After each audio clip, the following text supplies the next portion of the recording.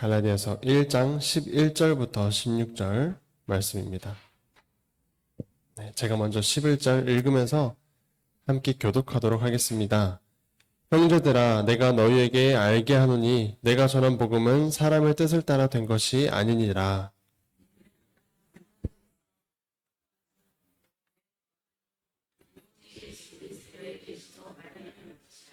내가 이전에 유대교에 있을 때 행한 일을 너희가 들었거니와 하나님의 교회를 심히 박해하여 멸하고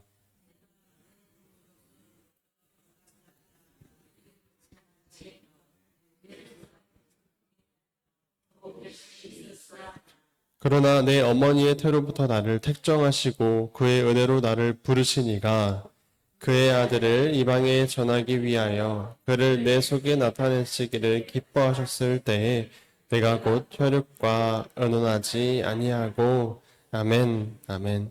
네, 갈라디아서를 쓰는 바울은 처음부터 다른 복음은 없다라고 강하게 말하면서 시작을 하고 있었습니다.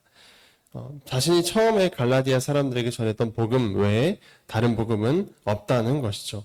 그 이유를 이제 오늘 본문에서 설명하고 있습니다. 왜 오직 하나의 복음밖에는 없다고 말하는 것인지, 또 그 이유를 설명하는데 특별히 바울 자신의 삶을 들어서 설명하고 소개하면서 말하고 있습니다. 바울 자신의 회심과 어떻게 자신이 오직 하나의 복음을 얻게 되었는가를 소개해 주는 것입니다. 그것은 누구에게 배웠거나 공부해서 얻은 것이 아니라 주 예수 그리스도께서 계시하여 주신 것이다 하는 것이 바울 사도가 이 본문을 통해서 말하고 싶은 것입니다.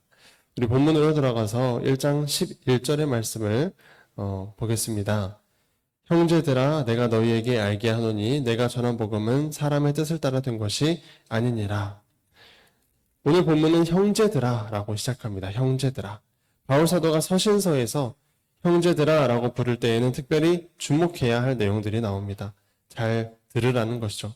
내가 그토록 너희에게 화를 내는 이유가 있다. 내가 전한 복음은 절대적인 진리이다. 왜냐하면 그것은 사람이 지어낸 것이 아니기 때문이다. 내가 어떤 사람에게서 배우거나 한 것이 아니고 예수 그리스도의 계시이기 때문이다 라고 말해주기 위해서 형제들아 라고 말하고 있습니다.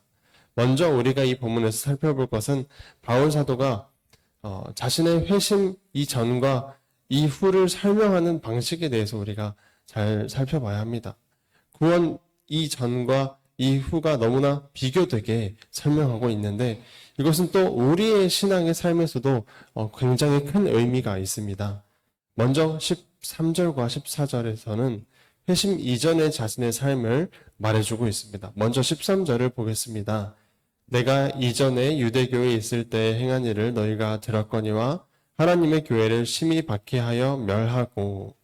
그는 회심 이전에 유대교회에 있었습니다. 거기서 그는 하나님의 교회를 핍박하고 쫓아다니며 파괴하고 뒤집어 놓았습니다.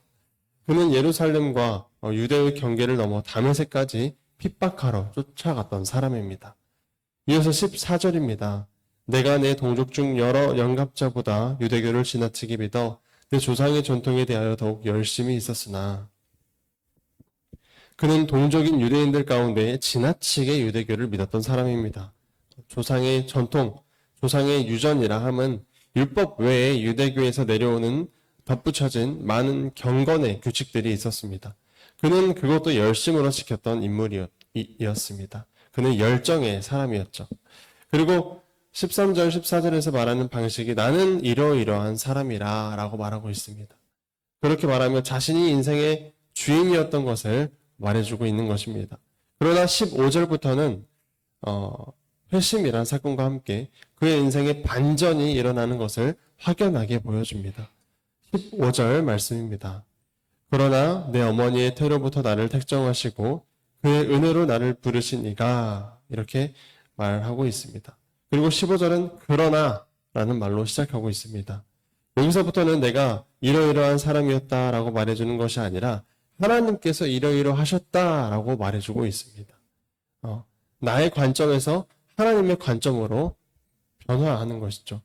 바울의 인생이 이후부터는 하나님께서 주도하여 가시고 바울은 순종하고 따라가는 인생이 된 것을 보여주고 있습니다. 이것이야말로 회심 이전과 이후의 삶을 보여주는 너무나 중요한 증거가 아닐 수 없습니다. 이것은 우리에게 회심과 구원에 있어서 너무나도 놀라운 설명이기도 합니다. 여러분, 우리의 삶 가운데 이런 그러나가 있는가 하는 것은 중요합니다. 회심이란 그저 종교를 바꾸기로, 교회를 다니기로 결정하는 차원이 아닙니다. 내가 결정하는 것 뒤에는 하나님께서 내 안에서 일하시는 역사가 함께 따라옵니다. 결국 하나님이 하셨다라는 것입니다. 바울 사도는 하나님께서 자기 안에서 행하신 일을 이렇게 설명합니다. 첫 번째로는 하나님께서 택정하셨다라고 말하고 있습니다. 언제부터인가 하면 내 어머니의 태로부터라고 표현합니다. 여기 택정하셨다는 표현은 구별하셨다는 것입니다. 하나님의 구원 역사는 하나님께서 우리를 구별하시는 데서부터 시작됩니다. 우리가 예수님을 믿어서 그 이후에 하나님이 우리를 구별하시는 것이 아니고 그 이전에 이미 하나님께서 우리를 구별하여 택정하셨다라는 것입니다. 두 번째로는 그렇게 바울 사도를 택정하시고 구별하신 하나님께서 그를 은혜로 부르셨습니다. 택정함도 그렇지만 부르심도 은혜입니다. 은혜. 구별하신 후에 하나님께서 그 인생의 한 순간에 그를 부르십니다. 하나님의 때에 그를 부르시는 것입니다. 예수를 믿게 되는 것은 바로 이런 부르심이 있었기 때문에 가능한 것입니다. 하나님께서 부르시는 자들이 하나님께 나아올 수 있는 것입니다. 그것이 은혜입니다. 내가 찾아서 하나님께 온 것 같이 생각이 될지라도 성경이 설명하는 것은 사실은 하나님께서 너를 부르셨기 때문에 우리가 하나님을 찾게 된 것이다 라고 말하는 것입니다. 이어서 16절에서 하나님께서 바울 안에서 행하신 마지막 세 번째가 나옵니다. 16절입니다. 그의 아들을 이방에 전하기 위하여 그를 내 속에 나타내시기를 기뻐하셨을 때에 내가 곧 회룩과 의논하지 아니하고. 마지막 셋째는 하나님께서 바울 사도에게 예수 그리스도를 나타내 보여주셨습니다. 나타내다라는 단어가 원어로는 계시하다라는 단어로 쓰였습니다. 그리스도를 계시하시기를 기뻐하셨다는 것입니다. 예수 그리스도 자신을 바울의 마음 가운데 계시해 주셨습니다. 계시라는 말은 베일을 벗긴다 이런 뜻이 있습니다. 이것은 공부해서 얻은 것이 아니고 노력해서 발견한 것도 아니며 오직 계시하시는 분이 보여주는 만큼 우리는 알 수 있게 되는 것입니다. 계시라는 단어는 받는 입장에서는 이 계시라는 단어는 철저하게 100% 보여주시는 분이 보여주시는 만큼만 볼 수 있게 되는 것이죠. 그런데 하나님께서는 바울에게 예수 그리스도를 계시하셨습니다. 그는 그래서 다메섹으로 교회를 핍박하러 가는 길에 예수 그리스도를 보게 된 것입니다. 고린도후서 4장에서의 표현대로 하자면 예수 그리스도의 얼굴에 있는 하나님의 영광을 아는 빛을 마침내 보게 되는 것입니다. 바울이 보려고 본 것이 아니라 하나님이 보여주신 것을 본 것입니다. 하나님은 그렇게 하시기를 기뻐하셨습니다. 여기까지가 바울 사도가 자신의 회심과 함께 어떻게 예수 그리스도의 계시를 받게 되었는가에 대한 자신의 과거사를 설명하는 부분입니다. 우리가 이 부분을 대하면서 처음에 말씀드렸던 흐름을 잊어버리면 안 됩니다. 지금 이런 과거사를 쭉 말하는 이유는 왜 바울 사도가 전한 복음 외에 다른 복음이 없으며 오직 하나의 복음밖에 없는가 하는 문제를 바울이 설명하고 있다는 것을 우리는 기억해야 합니다. 그래서 이제 우리는 갈라디아서 1장 12절에서 오직 예수 그리스도의 계시로 말미암은 것이라 라는 말을 이해할 수 있게 됩니다. 바울 사도가 갈라디아 교회에 전했던 복음은 어디서 연구한 결과도 아니고 누구에게 주워 들은 것도 아니며 오직 예수 그리스도로부터 직접 받은 계시였습니다. 그러므로 바울 사도는 거짓 교사들인 유대주의자들의 가르침에 대해서 한치의 양보도 할 수 없는 것입니다. 그들이 주장하는 바, 자신들이 예루살렘의 사도들이 보낸 자들이라 하더라도, 아니 천사가 보냈다고 하더라도, 나아가서 그들이 천사 자신이라 하더라도 바울 사도가 예수 그리스도로부터 직접 받은 계시를 대신할 수가 없다는 것입니다. 뿐만 아니라 이것은 하나님 자신이 예수 그리스도를 계시해 주셨다는 것을 알아야 합니다. 성삼위 하나님께서 바울 사도를 구별하시고 그에게 계시를 주신 것입니다. 이것을 바울 사도가 이 서신서를 시작하면서 사람들에게 이렇게 말하죠. 사람들에게서 난 것도 아니요 사람으로 말미암은 것도 아니요 오직 예수 그리스도와 및 죽은 자 가운데서 그리스도를 다시 살리신 하나님 아버지로 말미암아 사도된 바울은 이렇게 자신을 소개하였습니다. 네, 그의 사도 직분이 예수 그리스도와 하나님 아버지로 말미암은 것이듯이 그가 전하는 복음도 예수 그리스도와 하나님 아버지의 계시로 말미암은 것이라는 것입니다. 한 문장으로 오늘 말씀을 정리하자면 바울을 택정하시고 은혜로 부르시며 그 마음 안에 예수 그리스도를 계시하셨다라는 문장으로 요약할 수 있겠습니다. 그러나 바울 사도가 사도라는 직분을 가졌기에 이러한 특별한 경험을 한 것일까요? 처음 시작하며 말씀드렸듯이 바울의 이전의 모습과 회심 이후의 모습은 우리 신앙의 삶의 모습과도 굉장히 큰 의미가 있습니다.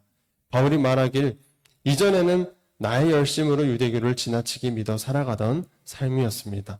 그러나 이후에는 그가 어머니의 태로부터 나를 택정하시고 그의 은혜로 나를 부르시고 그가 예수를 내 안에 나타내시기를 기뻐하셨다라고 고백합니다.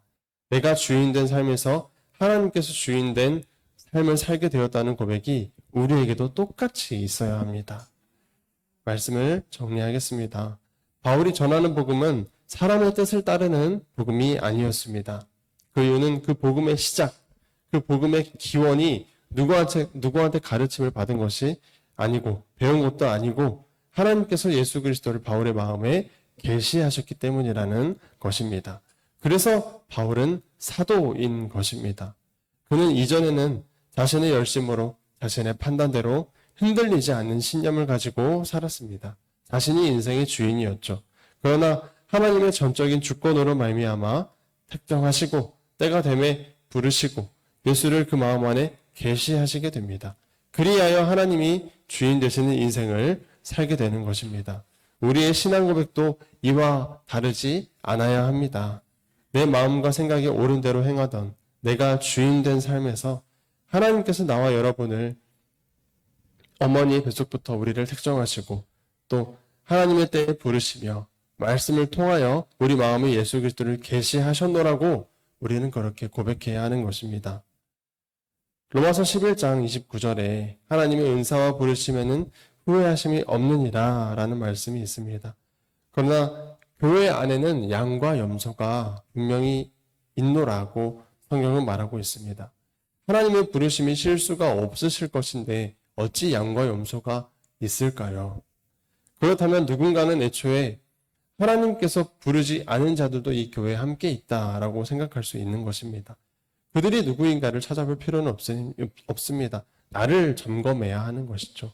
내가 혹여나 염소가 아닌가? 나에겐 사랑의 열매가, 성령의 열매가 맺히는가? 말씀이 내 마음에서 예수를 계시하는가? 우리는 점검해야 합니다. 내가 주인된 삶이 아닌 하나님께서 주인된 삶을 우리가 살아가기를 바랍니다. 내 뜻대로 하고자 하나님의 뜻을 무시하는 것이 아닌 하나님의 뜻대로 하고자 내 뜻을 무시해버리는 그런 우리가 되기를 소망합니다. 기도하겠습니다.